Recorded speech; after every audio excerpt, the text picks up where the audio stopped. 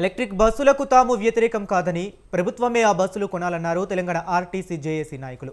Private కంపెనీలకు electric బస్సుల నిర్వహణ అప్పగిస్తే ఆర్టీసీ ప్రైవేటు పరం అవుతుందన్నారు.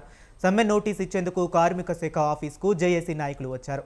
తెలంగాణ వార్షిక బడ్జెట్లో ఆర్టీసీకి సరైన కేటాయింపులు లేవన్నారు. వారు సమ్మె విషయంలో ముందుకే వెళుతున్నామని చెప్పారు.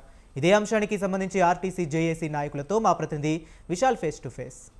ఏమైనా డిమాండ్లను పరిష్కరించాలని తెలంగాణ ఆర్టీసీ జేఏసీ నాయకులు తెలంగాణ ప్రభుత్వానికి ఇప్పటికే సమ్మె నోటీసులు ఇచ్చారు. ఇక నోటీసులే కాకుండా వివిధ నిరసన ప్రదర్శనలతోటి ప్రభుత్వానికి తమ సమస్యలను ప్రభుత్వ దృష్టికి తీసుకెళ్లేందుకు వివిధ నిరసనలు కూడా ఆర్టీసీ జేఏసీ నాయకులు చేస్తున్నారు. ఇక రాబోయే రోజుల్లో వారి భవిష్యత్ కార్యాచరణ ఏ విధంగా ఉండబోతుంది, ఇక నిరసనలో భాగంగా ఎలక్ట్రిక్ బస్సులను జేఏసీ నాయకులు వ్యతిరేకిస్తున్నారు. అంటే ఎలక్ట్రిక్ బస్సులకి వ్యతిరేకమా లేదా ప్రైవేటు సంస్థల నిర్వహణలో ఎలక్ట్రిక్ బస్సులు ఉండడం దానికి వ్యతిరేకమా, అసలు ఎందుకు తెలంగాణ ఆర్టీసీ జేఏసీ నాయకులు నిరసన వ్యక్తం చేస్తూ ఉన్నారు, వారి మాటల్లోనే తెలుసుకుందాం.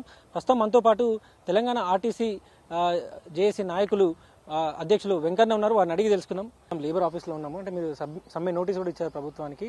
సమ్మె నోటీస్లో ప్రధాన డిమాండ్లు ఏంటిది, ప్రభుత్వం నుంచి ఎలాంటి రెస్పాన్స్ వచ్చిందా, మీరు భవిష్యత్ కార్యాచరణ ఏమైనా?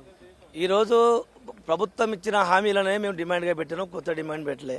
దాంట్లో ప్రభుత్వంలో విలీనం ఒకటి, 2021 వేతన సవరణ ఒకటి, కార్మిక సంఘాలకు గుర్తింపు సంఘం ఎన్నికలు ఒకటి, తర్వాత ఆర్టీసీని విస్తరించడం ఒకటి, కారుణ్య నియామకాలను రెగ్యులర్ ప్రాతిపదికన చేయడం ఒకటి, తర్వాత అన్ని కేటగిరీల్లో ఖాళీలను భర్తీ చేయాలని 18,000 మంది కార్మికులు ఇప్పటి వరకు పదవి విరమణ పొందినారు. వాళ్ళ ఖాళీలను రెగ్యులర్ ప్రాతిపదికన వాళ్ళను నియమించాలని చెప్పేసి ఈరోజు యూనియన్ల పట్ల ఆంక్షలను ఎత్తివేయాలని చెప్పేసి ఈ ప్రభుత్వం 3,038 ఉద్యోగాలు చేస్తున్నామని చెప్పేసి గత 2.5 సంవత్సరాల నుంచి అదే పాట పాడుతారు. ఇంతవరకు ఒక అడుగు ముందు పడలేదు, ఒక రెగ్యులర్ ఉద్యోగం ఇచ్చింది లేదు. ఇక పోతే కారుణ్య నియామకాలు మేము 1,600 మంది ఉద్యోగాలకు ఇచ్చినప్పుడంటే అవి మీరు ఇచ్చిన ఉద్యోగాల కిందకి రావు, ఉన్న సర్వీసులో ఉండి చనిపోయిన ఉద్యోగాల కిందనే ఇచ్చినట్టు తప్ప కొత్త నియామకాల కింద అవి చెల్లవు, అవి మీరు చెప్పుకోవడానికి హక్కు లేదు. కాబట్టి ఈ మోసపూరిత మాటలు ఈ ప్రభుత్వం బంద్ చేయాలి. రేపు పొద్దుగాల కార్మిక సమస్యల పట్ల మీరు చొరవ చూపెట్టి పరిష్కారం చేయనట్టయితే ఆర్టీసీలో పెద్ద ఎత్తున సమ్మె జరుగుతుంది. కార్మికులు మొత్తం సమ్మె చేయడానికి సిద్ధంగా ఉన్నారు. ఈరోజు లేబర్ కమిషనర్ గారి దగ్గర ఎందుకు కలిసినామనంటే గతంలో 25వ తారీఖు నాడు కన్సల్టేషన్ అడ్మిట్ చేసుకుని మాకు ఆ రోజు ఉమ్మడి సమావేశం ఏర్పాటు చేస్తామని చెప్పేసి ఒక లెటర్ ఇచ్చింది మేడం. ఏది జేసీ మన ఇక్కడ వీళ్ళు జేసీఎల్ గారు ఈ రోజు వరకు కూడా మళ్ళీ ఇంకో డేట్ ఇవ్వలేదు. మరి దానికి సంబంధించి ఈరోజు మాట్లాడడానికి వచ్చినాము. మరి మీ మేడం గారు లేబర్ కమిషనర్ మాట్లాడి అది త్వరలోనే మీకు డేట్ ఇస్తామని చెప్పి సమావేశం డేట్ ఇస్తామని చెప్పడం జరిగింది. ఒకవేళ వీళ్ళు కూడా ఏమైనా ఉద్దేశపూర్వకంగా ప్రభుత్వ ఒత్తిడి మేరకు మరి జాప్యం చేసేసి మమ్మల్ని కూడా పక్కదారి పట్టించి దీన్ని కాలయాపన చేసేటువంటి పరిస్థితి ఉంటే మటుకు మరొకసారి మేము కూడా లేబర్ ఆఫీసు ముట్టడి కార్యక్రమం కూడా పెట్టడానికి కూడా ఈ జేఏసీ ఆలోచన చేస్తామని చెప్పేసి ముందుగానే తెలియజేస్తున్నాం. ఇంకొక విషయం ఏంటంటే ఏ బ్లాకులో గవర్నమెంట్ ఏకపక్షంగా సిఎస్ గారు ఆర్టీసీలో అనుమతి లేకుండా ఉమ్మడి రాష్ట్రాల ఆర్టీసీలో అనుమతి లేకుండా ఏకపక్షంగా ఇచ్చినటువంటి జీవోని వెంటనే ఉపసంహరించుకోవాలి. అది మా భూమి, మా ఆస్తి, అది కార్పొరేషన్ ఆస్తులు, అది ఇంకా విభజన జరగలేదు. షెడ్యూల్ 9లో ఉన్నాయి అవి. కాబట్టి వాటి మీద ఎలాంటి అధికారం ఈ రాష్ట్ర ప్రభుత్వాలకు లేదు. కాబట్టి వెంటనే ఇచ్చిన జీవోని వెనక్కి తీసుకొని అలా ఉన్న వాళ్ళందరికీ కాల్ చేసి పంపాలి. లేకపోతే జేఏసీ ఆధ్వర్యంలో ఈరోజు సమావేశమై పెద్ద ఎత్తున కార్యక్రమం తీసుకోవడం జరుగుతుంది. మరి రేపు పొద్దుగాన ప్రత్యక్ష పోరాటాలకు ఈ ప్రభుత్వ యాజమాన్యాలే బాధ్యత వహించవలసి వస్తుందని హెచ్చరిస్తా ఉన్నాం. ఇప్పుడు బస్ భవన్లో ఉన్న ఏ బ్లాక్ గురించి పెద్ద ఎత్తున చర్చ జరుగుతుంది. అంటే అసలు ప్రభుత్వానికి ఆ ఏ బ్లాక్ను కమర్షియల్ ట్యాక్స్ శాఖకి ఇచ్చే అధికారం ప్రభుత్వానికి ఉందా లేదా, అసలు ఎవరిది ఏ బ్లాక్ ఎవరిది? ఈ ప్రభుత్వానికి లేదు. ఏపీ తెలంగాణ బైఫర్గేట్ అయినప్పుడు ఏ బ్లాక్ ఏపీకి అలాట్ అయింది. వాళ్ళు ఉమ్మడి ప్రభుత్వంలో 10 ఏళ్ల వరకు వాళ్ళు ఉండొచ్చు అనేది వాళ్ళకుంది. షీలా బేడే కమిటీ అని చెప్పి ఆనాడు ప్రభుత్వం సెంట్రల్ గవర్నమెంట్ నామినేట్ చేసింది.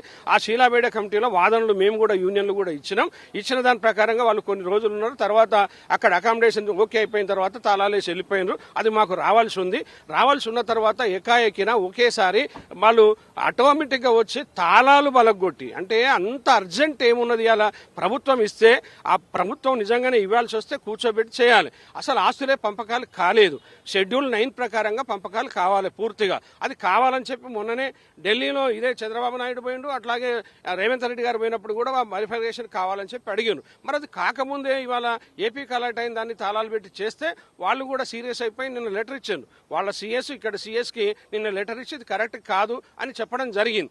దీంట్లో వాళ్ళు వచ్చేసి తాళాలు బలగొట్టిండ్రు, ఆక్యుపై చేసుకున్నారు. 31st రోజు వచ్చేసిండ్రు, ఆల్రెడీ దిగిపోయినరు, వాళ్ళంతా చేసుకుంటా ఉన్నారు. ఇవాళ మాదే అంటున్నారు. ఈ కమర్షియల్ మన రాష్ట్ర సిఎస్ అధికారికంగా ఉత్తర్వులు ఇచ్చారు కాబట్టి తాము అక్కడికి వచ్చామని కమర్షియల్ ట్యాక్స్ సంబంధించిన వాళ్ళు చెప్తున్నారు. అంటే దాని వాళ్ళకి అంటే ఇచ్చే అధికారం లేదా ప్రభుత్వానికి? నేనేమంటున్నా అంటే సిఎస్ అనుకున్నప్పుడు ఇచ్చే అధికారం ఉన్నప్పుడు లీజుకి ఇస్తుందా, కొన్ని రోజుల వరకు ఇస్తుందా అంటే వాళ్ళకు కూడా ఇప్పుడు రాష్ట్ర ప్రభుత్వానికి వీళ్ళకి సేల్ ట్యాక్స్ వాళ్ళకి అందరికి కూడా ఆఫీసులు ఉన్నాయి కదా. ఇవాళ మన బూరుగుల కృష్ణారావు భవన్ ఖాళీ అయిపోయి ఉంది, ఖాళీగా. ప్రభుత్వానికి లేవా? వాళ్ళు ఇవ్వాలనుకుంటే ప్రభుత్వంలో చాలా ఉన్నాయి, ఇవ్వచ్చు. కానీ ఆర్టీసీఏ ఎందుకు ఇచ్చిందంటే ఇలా అనుమానం వస్తూ ఉంది. మరి అది కూడా ఆ తారాల బొలగొట్టి అనేకరంతమయ్యే పరిస్థితి వచ్చిందండి. అట్లాగే ముందు కూడా ఆ రోడ్డు కాడ ఉన్న గోడను కూలగొట్టి బయట 9 ఎకరాల భూమి ఉంది, క్లీన్ చేసిండ్రు. దాన్ని కూడా మేము పార్కింగ్ అనేది వాళ్ళు చెప్తా ఉన్నారు ఈ రోజు పోతే. అంటే దీన్ని మొత్తం 9 ఎకరాలు దీన్ని హస్తగతం చేసుకునేటువంటి కుట్ర ఉందనే కార్మికులంతా రాష్ట్ర వ్యాప్తంగా ఇది కరెక్ట్ కాదు, మీరు జేఏసీగా ఉద్యమం చేయండి, మన ఆస్తులు పోతా ఉన్నాయి, మన ఉద్యోగాలు పోతా ఉన్నాయి, ఇవన్నీ వస్తున్నాయి, సెక్యూరిటీ లేదు, ఇలా మనకు జీతాలు లేవు, మనం లేదని అంటా ఒక వాదన కూడా వినిపిస్తుంది సార్. అవి గత కొన్ని సంవత్సరాలుగా ఖాళీగా ఉన్నాయి, 4 అంతస్తులు కానీ అవి ఖాళీగా ఉన్నాయి కాబట్టి ఇంకో ప్రభుత్వ శాఖకి ఇవ్వడం వల్ల ఎలాంటి నష్టం ఉంటుంది, అదే మిగులుతుంది కదా బయట అని కూడా అది కూడా ఉంది సార్ వాదన. మాకు ఒకటేంటంటే అవి ఇంకా పూర్తిగా బైఫర్గేట్ కాలే, ఏపీ నుంచి మనం హ్యాండ్ ఓవర్ చేసుకోవాలి.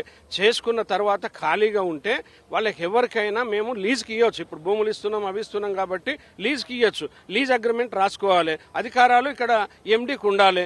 ఎన్నేళ్ళు ఉంటారు, ఎంత కిరాయి ఎంత, రెంట్ ఎవరు కడతారు, కరెంటు బిల్ ఎవరు కడతారు, మంచినీళ్ళు ఎవరు ఎత్తారు, పార్కింగ్ ఎక్కడ, ఇవన్నీ కూడా కొన్ని ఉంటాయి కదా మౌలిక సదుపాయాల కల్పన కూడా. మరి అవన్నీ లేకుండా రాత్రి తీసుకుంటారంటే మీరు దౌర్జన్యంగా మీరు వచ్చి తీసుకున్నట్టే మేము భావిస్తా ఉన్నాం. ఇది ఏదో ఒక ఒప్పంద ప్రకారం జరిగినట్టయితే అనిపించలేదు కాబట్టి మేము కూడా చేస్తాం. ప్రభుత్వంలో ఆర్టీసీని విలీనం చేయకుండానే ఇవన్నీ చేస్తున్నారు. విలీనం చేసినా కానీ వాళ్ళకి హక్కులు ఉండవు. ఇదంతా విలీనం చేసినంత మాత్రాన ఆస్తుల మీద ఏ గవర్నమెంట్కి ఉండదు. ఇక్కడ సెంట్రల్ గవర్నమెంట్కి ఉండదు, స్టేట్ గవర్నమెంట్కి ఉండదు. ఆస్తులు ఉండాలి. ఏపీలో అయింది. ఏపీలో ఎక్కడున్నాయి? ఆర్టీసీ పాత పద్ధతిలోనే ఆర్టీసీకే భూములు ఉన్నాయి. కానీ ఉద్యోగులను మాత్రమే ప్రభుత్వంలో విలీనం చేసిండ్రు.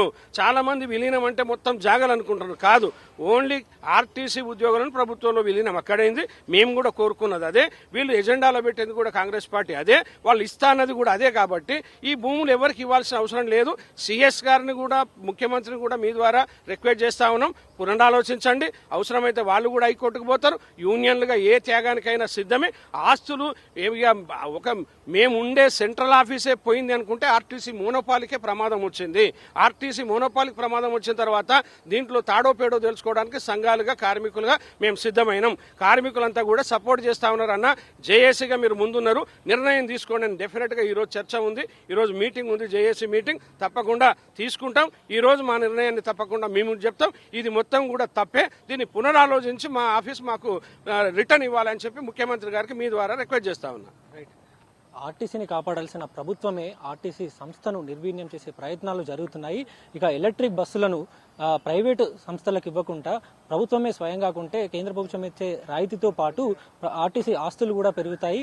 ఇక రాబోయే రోజులు అంటే తమ డిమాండ్లను పరిష్కరించకపోతే పెండింగ్ బకాయిలు, ఇతర పిఆర్సీ ఇవన్నీ కూడా తమకి న్యాయపరమైన డిమాండ్లు పరిష్కారం కాకపోతే రాబోయే రోజుల్లో పెద్ద ఎత్తున ఉద్యమాలు చేస్తామని తెలంగాణ ఆర్టీసీ జేఏసీ ఉద్యోగ సంఘాల నాయకులు చెప్తున్నారు. కెమెరామెన్ ధనరాజ్తో విశాల్, స్వతంత్ర టీవీ.